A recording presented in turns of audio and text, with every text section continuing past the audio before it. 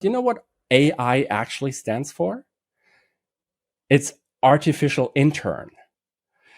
And that's how you have to work with. It's an intern who strangely knows a lot of stuff. So they're straight out of university and they have studied pretty much everything, but they don't have any real world experience. They don't have the intuition that you have as a business person or a developer or whatever you do. They can do a lot of the repetitive work, a lot of the menial work of analyzing stuff, analyzing text, analyzing information, or writing templates, classifying something and kicking off backend algorithms. This is what they're really good at. But in most cases, if they make any decisions or produce any facts, you should always double check and make sure.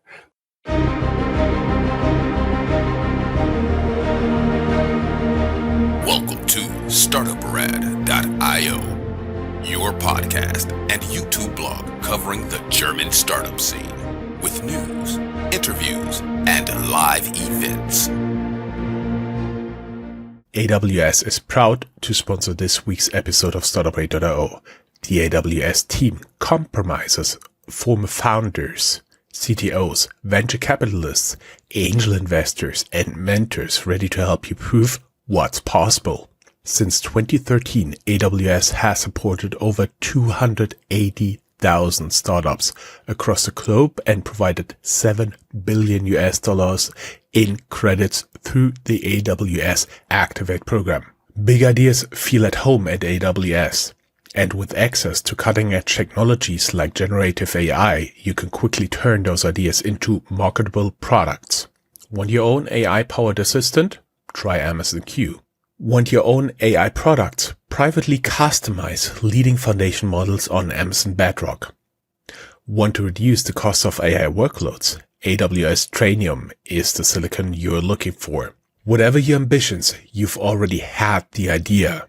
Now prove it's possible on AWS. Visit aws.amazon.com/startups to get started. Dennis Traub is a developer advocate at AWS where he guides companies through the safe adoption of emerging tech with a deep background in cloud security, developer enablement, and generative AI integration. Dennis helps teams test, iterate, and learn without putting the data or business at risk. Today, we unpack the AWS playbook for starting with GenAI, even if you're just getting curious. Dennis, welcome to Startuprad.io, and for every podcast aficionado, we may add that you have been the original voice of the German AWS podcast. Oh, thank you, Joe. Thanks everyone for listening. I don't, is it even still true with the AWS podcast? It has been, that was during COVID. I started that during COVID. I put out, I think 50 episodes or so until traveling started up again. And unfortunately, I wasn't able to continue, but a few of my friends and colleagues here in Germany actually picked it up and are still continuing it. Anyway, thanks for having me on the show. And right in the introduction, you mentioned something I think that's really, really dear to my own heart and probably to most of your listeners. What's the ROI in AI?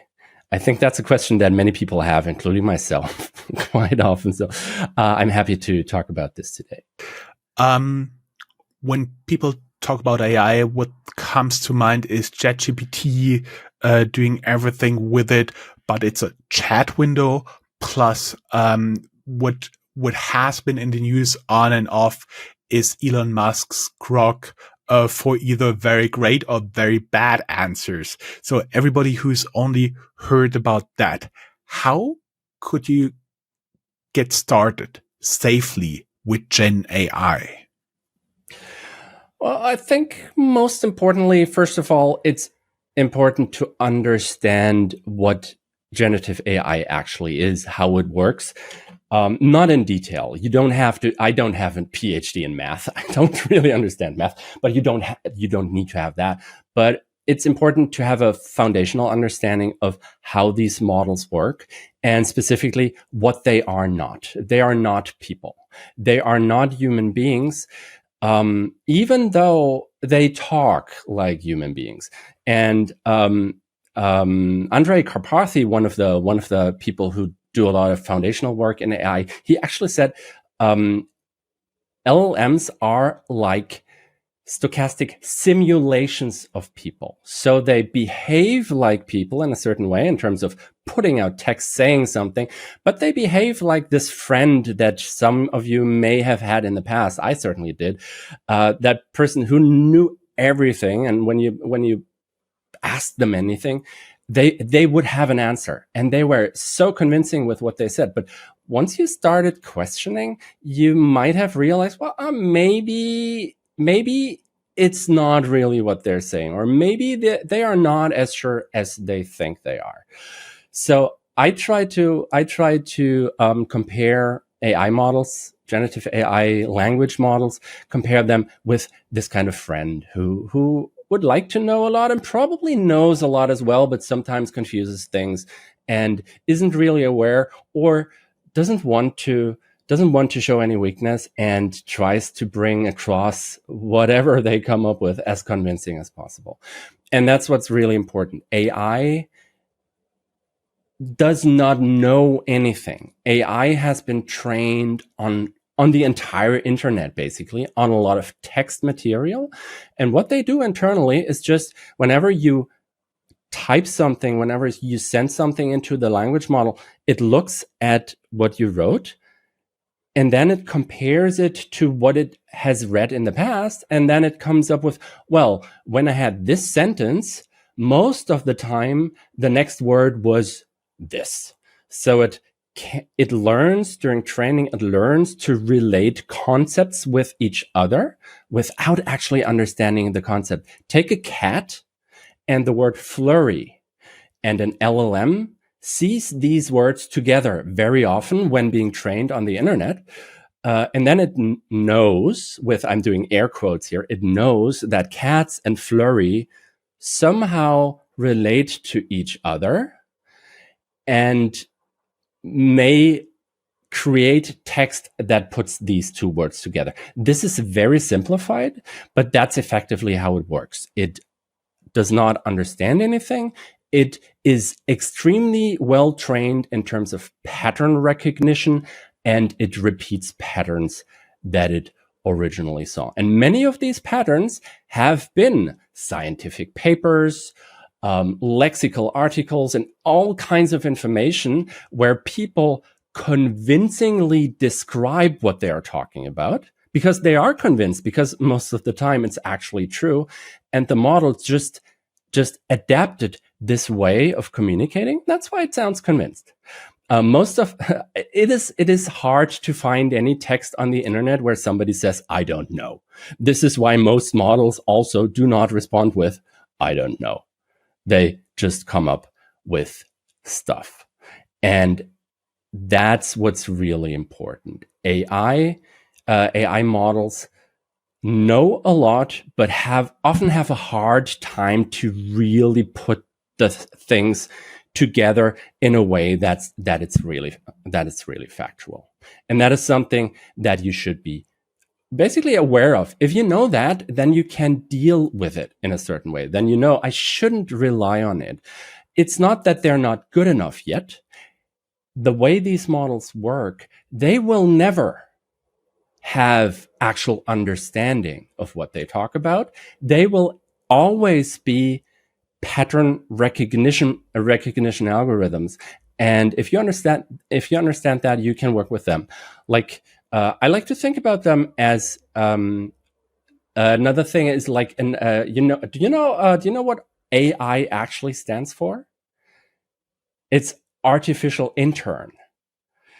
And that's how you have to work with. It's an intern who strangely knows a lot of stuff. So they're straight out of university and they have studied pretty much everything, but they don't have any real world experience. They don't have the intuition that you have as a business person or a developer or whatever you do.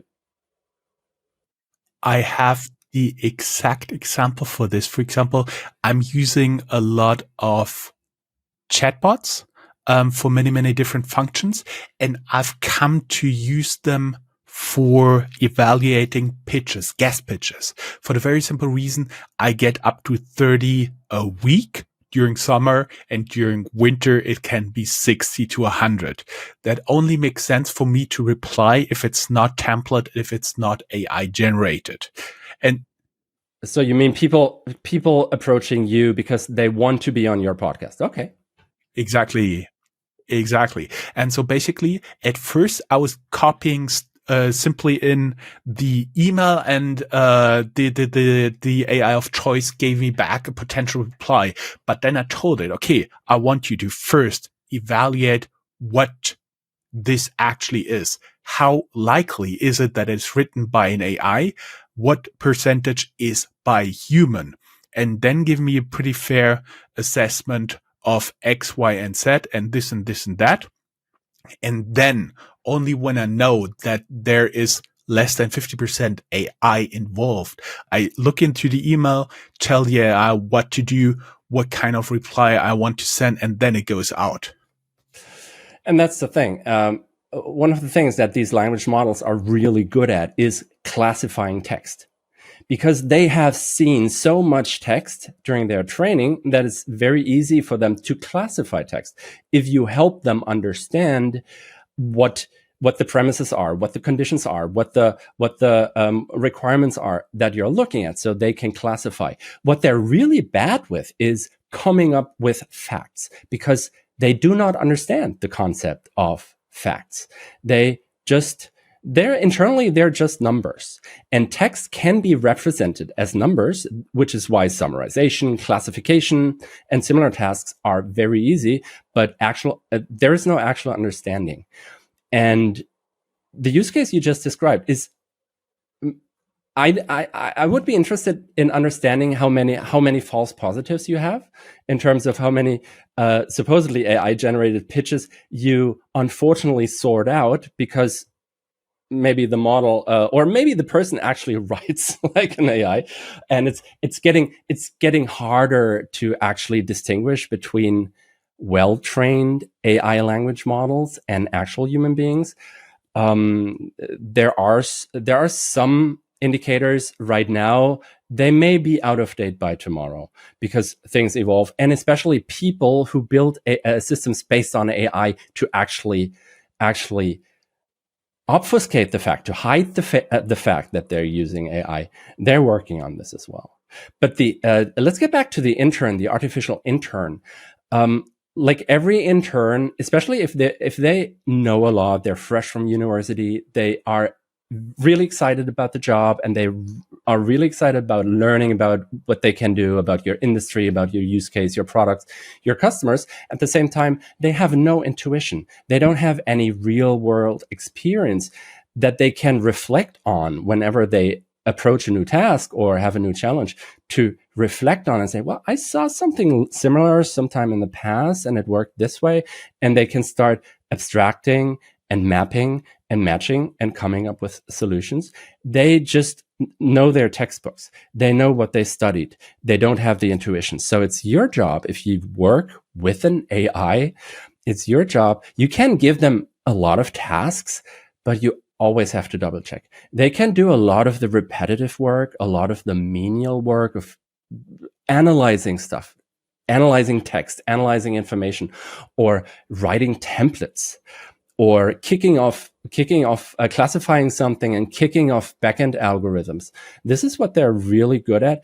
But in most cases, you should really have a look at what, if they make any decisions or produce any facts, you should always double check and make sure. Mm-hmm. What I've found is they're really, really good in, for example, you give them like 10 bullet points and a lot of keywords and say, okay, write me text from that. They're excellent. They're saving me a hell lot of time by doing that. I see an email, I say, okay, I want this, I want this, I want that. Because when you get tired and English is not your native language at 10 p.m., it gets really, really difficult to formulate a straight, easy to read email, and that's when it comes in quite handy. I wouldn't necessarily hand over my mailbox to Gemini or ChatGPT or Claude. And that's the point.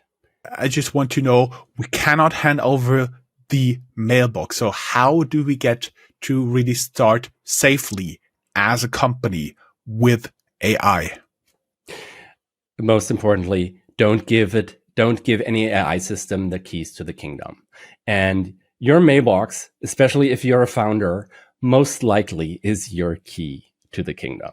That there are many agentic orchestration systems out there that allow to just connect to your Gmail account or to Outlook, whatever, or your calendar, to connect to your data sources.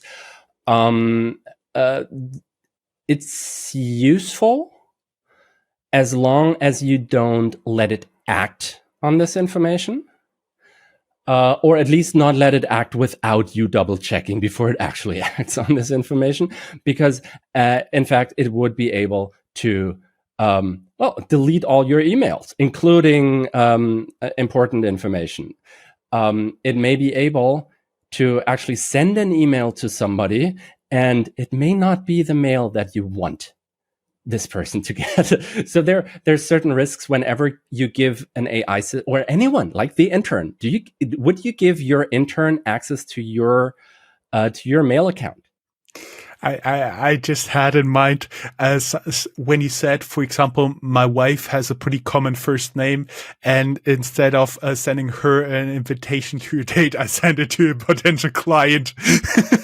The AI could do that because it's the same first name, right? Right. The AI could do that. But on the other hand, there's another risk. And that's actually data privacy and security.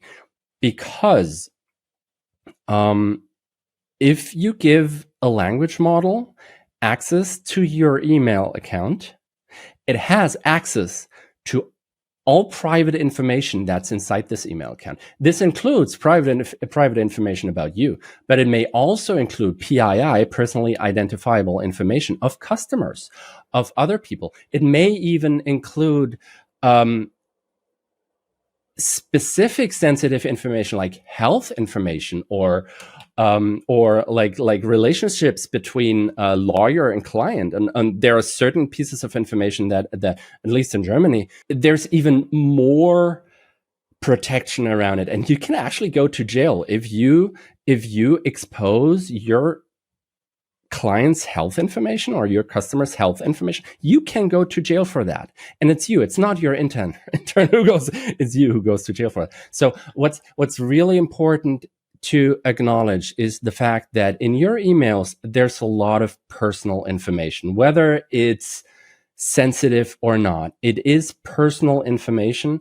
And as soon as you send it to a model, you need to be aware of how the provider of this model interacts with that data, whether they store it anywhere, whether they send it somewhere else, whether they keep it secure, whether they just throw it away and not store it at all. All these, this information is really important. So as soon as you give a language model access or an agent access to your mailbox, you give the model provider access to personal information.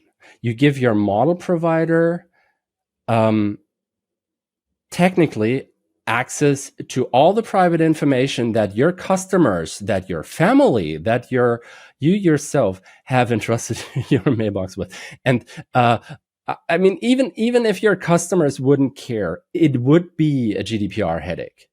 Because as soon as you send that to OpenAI or any other public provider that provides like a public interface, maybe even without any price tag, you send that information somewhere else, and you as a company have no information about what happened to this data. You lose control over this data, and by losing control over the data, you effectively violate GDPR and maybe other laws too. So it's really important to understand that if you build an AI system that has access to your mailbox or any other proprietary or private information, you need to make sure that you understand the terms and conditions of the model provider that you're working with. You need to understand what do they do with your data? Do they use it for model training?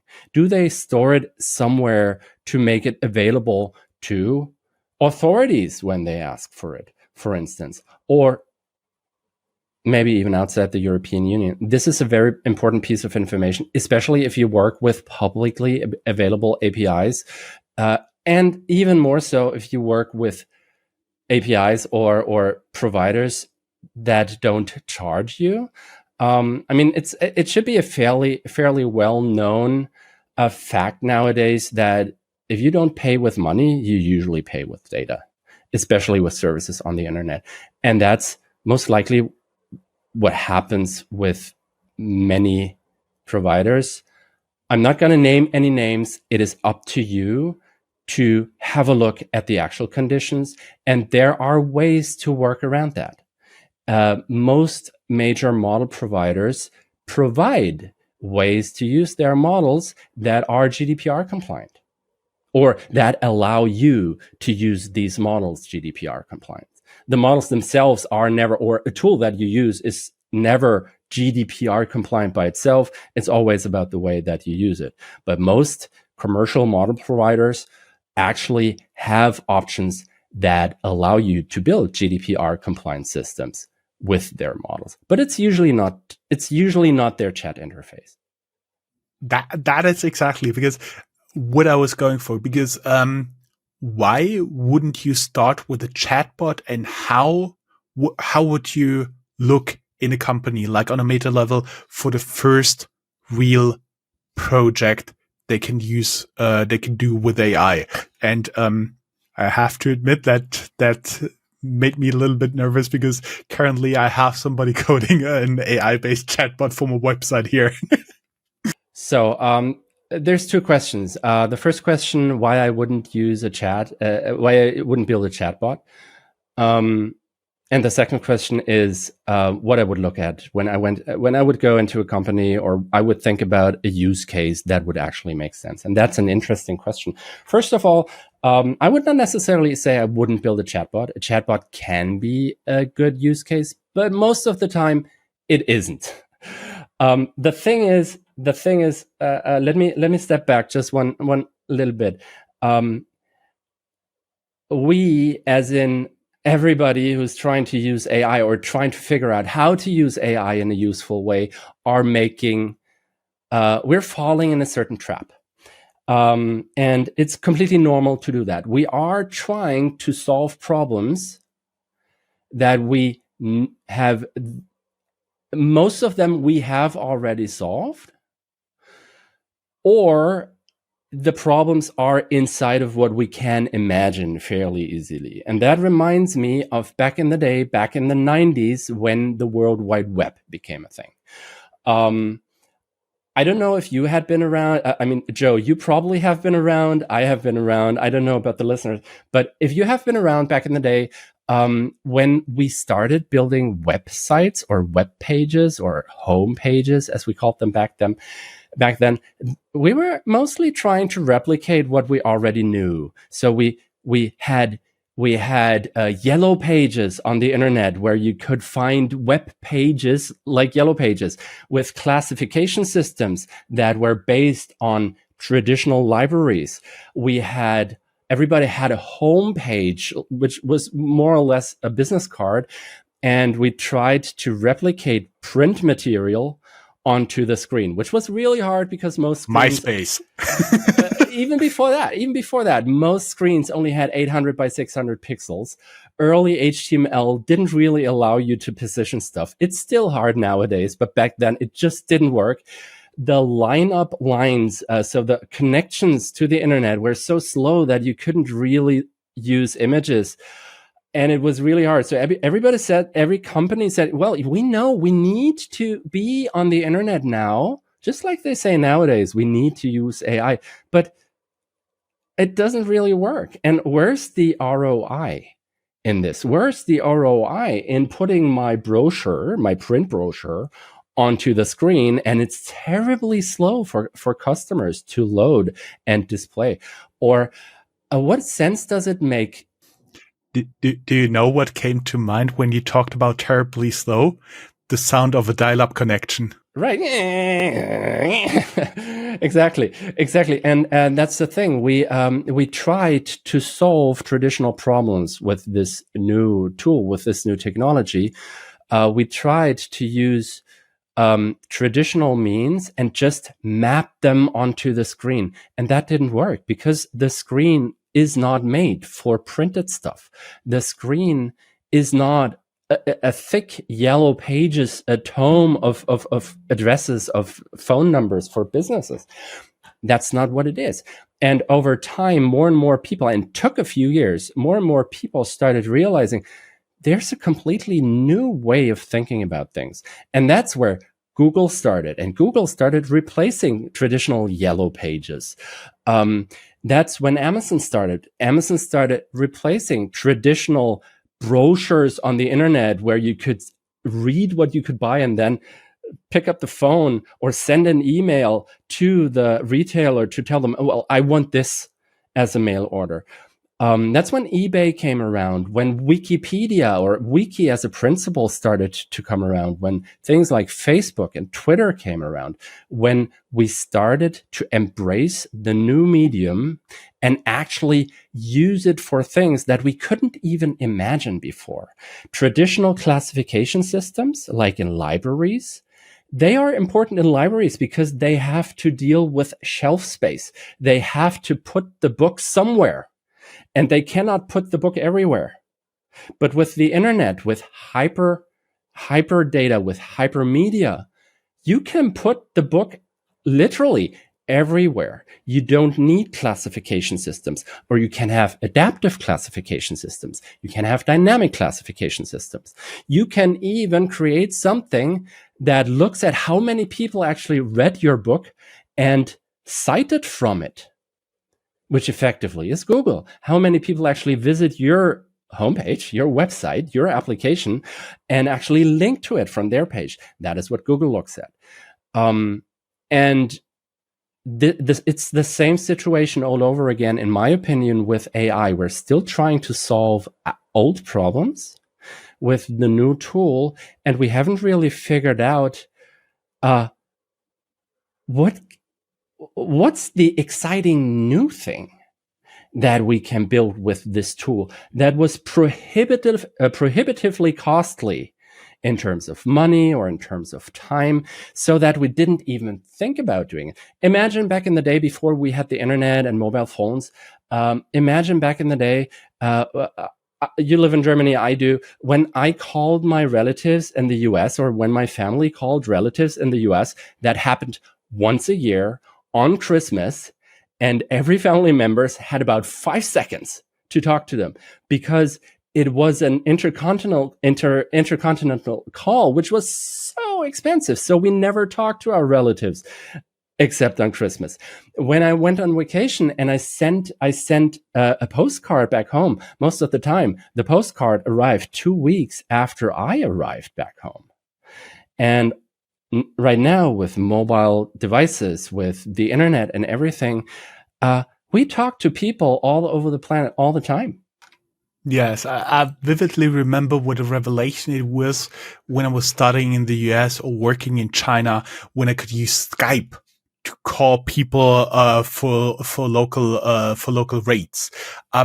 So how could a company really identify what should be the first project? Because I wouldn't necessarily recommend to have like this really big hairy goal for the first AI project, but rather something small, something that really makes sense, takes a lot of maybe repetitive work out of the job of their employees. Right, and that's the most important question. What use case, what workflow, what item on your to-do list gets never done? What's what are the painful things in your business that nobody ever took care about because it would take too much time, or because it would take too many people to work on it, or because it would be just too costly to do it.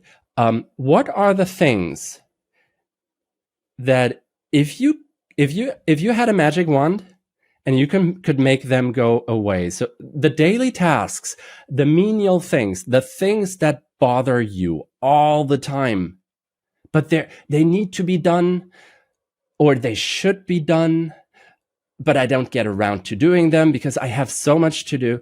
What is that thing that you would like to get done, and it never gets done because there's no time for it? Make a list of these things. Write down your most painful things that you have to deal with every day because they don't get done, and they don't get done.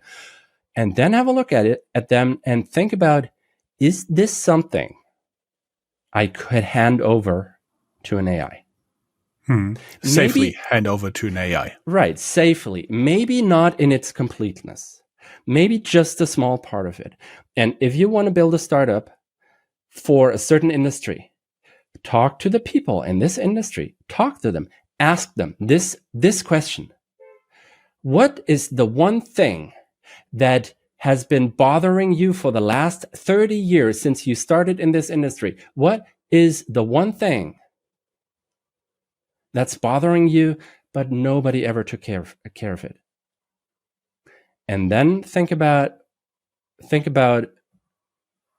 whether this could be something that you could hand over either in part or maybe even completely to an AI. And well, of course, don't start with the big hairy goal. Don't start with the big thing. Try to find a small painful thing. Create a solution for it.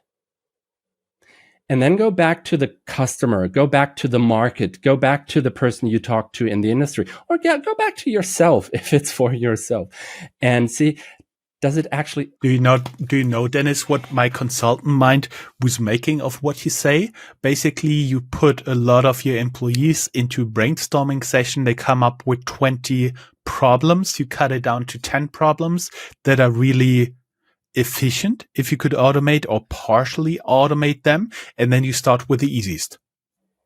It's yes. And it's not only about they would be most efficient, but we could finally address them through automation. It wasn't possible before.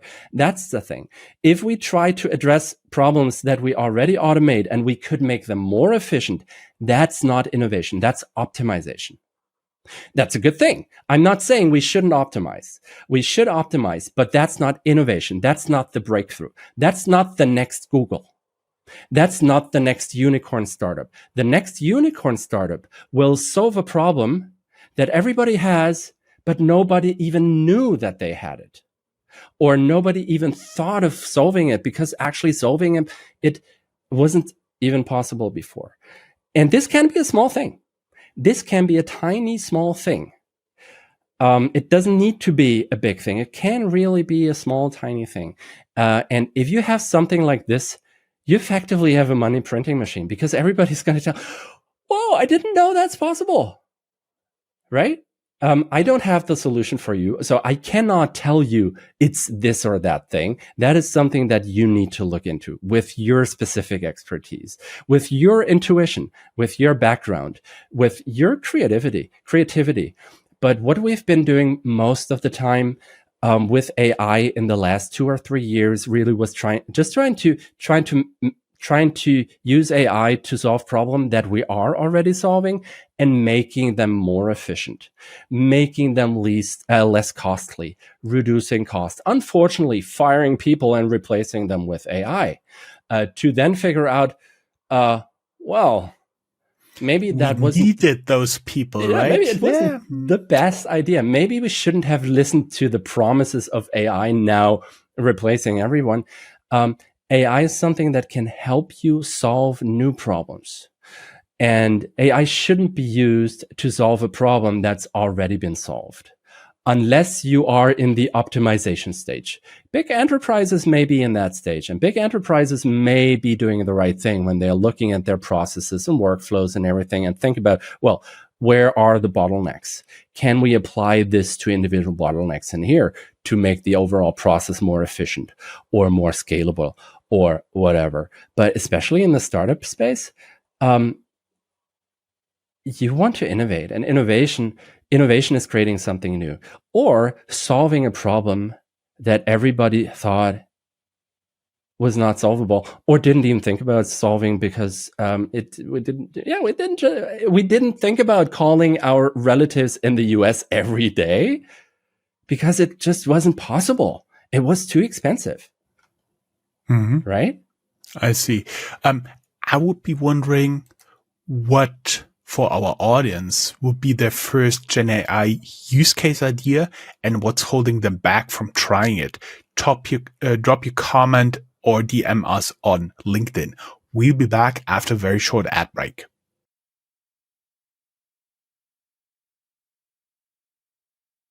So let's talk a little bit more specific about the problems here. What do you think is the biggest misconception of non-technical founders they have about AI, especially around model choice and privacy? There's two misconceptions. One I mentioned earlier, that is that we mistake these things for humans because they use human language, and that's the way our brains work. If somebody talks to it or to us or uses human language, our brain automatically thinks it's a human being, and by thinking this, starts to make assumptions, and many of these assumptions just aren't true.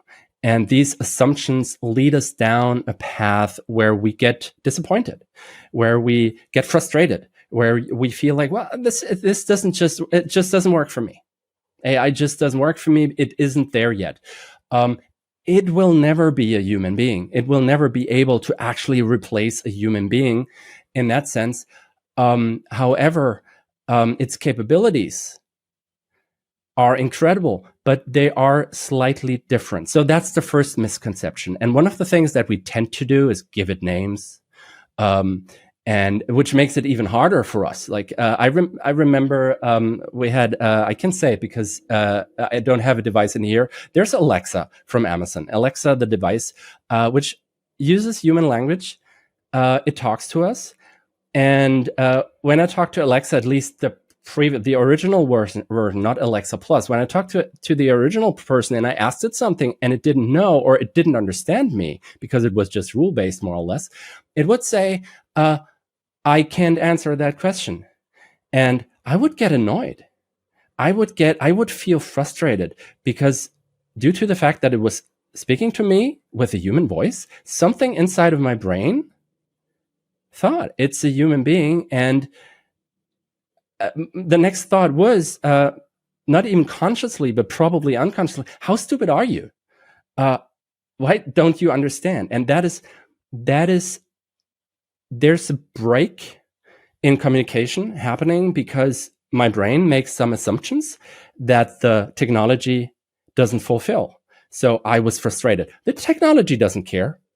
But I was frustrated. I felt like, that doesn't really work, until I really understood, well, it works in a different way. I cannot project human consciousness into it. And that's a misconception. Projecting human consciousness into the thing is a misconception. This is something to be really aware of. The other misconception, and that's an entirely different thing, is that you need the most capable model. That you need to really make sure that you get the most capable model to get started. That's a kind of procrastination. Because all the models are really capable nowadays. Sure, if you look at the benchmarks, the models are different, and every day there's a new one which beats some specific capability over all the others. There's a lot of progress going on. But if you wait for the perfect model, you'll never get started. You can use literally any of the frontier models nowadays. It could be one of the open weights models like Llama or Mistral It could be one of the commercial models, like GPT or Claude or Nova. It doesn't really matter. These models are capable enough to experiment with the first use cases.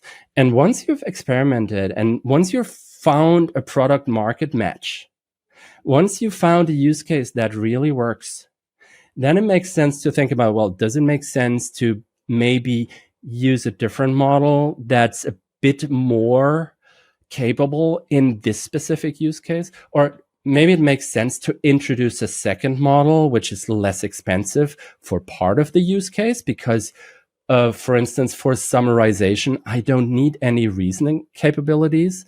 I just need a good summarizer model. And for the actual workflow orchestration, for the agentic workflow maybe that I'm going to build, I need a model that's actually able to do planning and reasoning. These are two very different capabilities, and they have very different costs. So I might need, at a point in the future, I might want to look at different models and at their price structure, at their capabilities. But to get started, just pick one. Just pick one. If you have GDPR or other privacy issues that you need to take into account, pick a model service, a model hosting provider that provides you this functionality, that guarantees you, that tells you, we don't store your data, and all the data is being encrypted, and we don't use the data to train our models, and we don't send the data to anybody else. If you come to AWS to use a model on Bedrock, and no matter whether you use our own Nova models or you use Claude or you use Llama or any of the other models, we host these models ourselves. We're not a gateway to the actual model provider. We're not a gateway to Llama or to the Llama API or to the Anthropic API or anything. We host versions of these models in air-gapped accounts. Nobody gets into these models, and these models don't send anything anywhere. Everything that happens is just your request gets sent into the air-gapped account, gets handed over to the model. The model itself is stateless. It doesn't store anything. It just takes your data, loads it into its GPU along with the model algorithm, with the model weights, processes that, and then it sends the response back. And everything else just goes back to sleep. There's nothing that we store. And we do store, obviously, we store telemetry. We store that you actually called the model and how many tokens you use, because that's how you ultimately pay for that. But we don't do anything with your data. We even have models running in Frankfurt that you can use, so that you don't even have to send your data to the US. We even provide access to these models through our own backbone, so you don't even have to use the public internet if you want. That's what model hosting providers like AWS provide. It's a little more costly than just going to ChatGPT or to Claude.ai or to the Llama API. It's more costly, but on the other hand, we have different terms and conditions, and we make sure that you will be able to build GDPR or HIPAA or whatever compliant workloads using these models. And that's an important point. If you have PII, if you need to take GDPR into account from day one, make sure you work with one of the providers that actually give you these capabilities, give you access, give you encryption, make sure that they don't use your data in any other way, so that you can safely say in your own audit and to your own customers, I know where your data is going, and I guarantee that it's not being handed over to somebody without my knowledge or without your knowledge as a customer. That's the important thing. But to get started, I might even really start with a use case that doesn't even need these complexities, because it introduces complexities. And that's the thing. As soon as you need to work with sensitive data, you have to think about these things. You may have to think about, even if you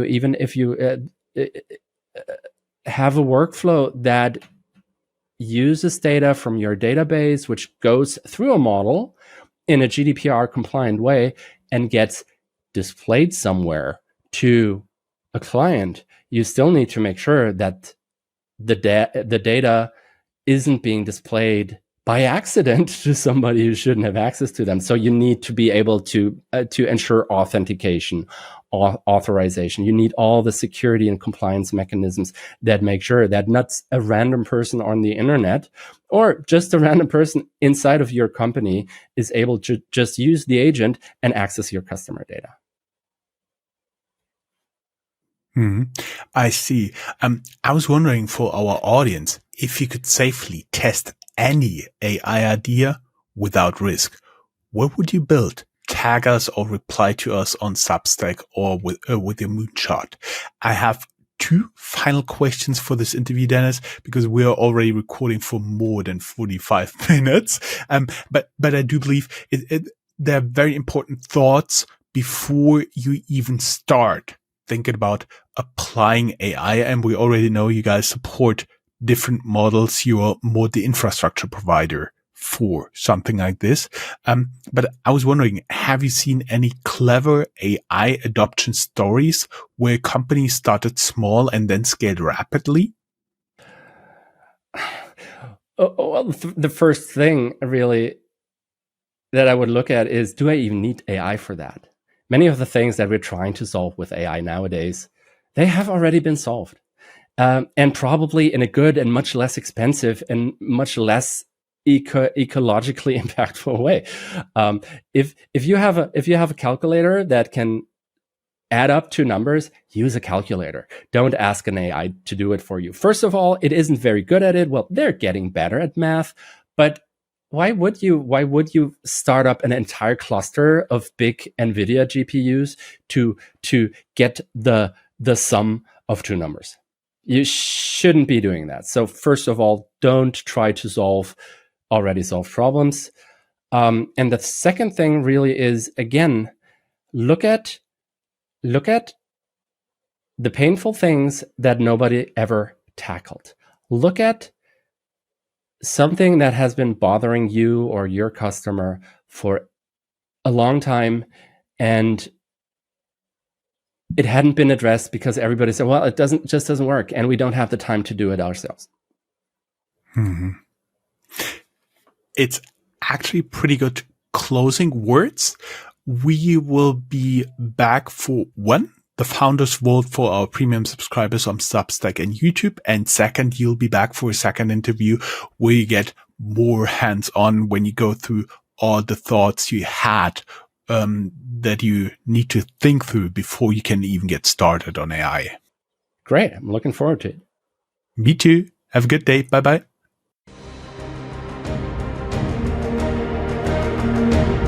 That's all, folks. Find more news, streams, events, and interviews at www.startuprad.io. Remember, sharing is caring.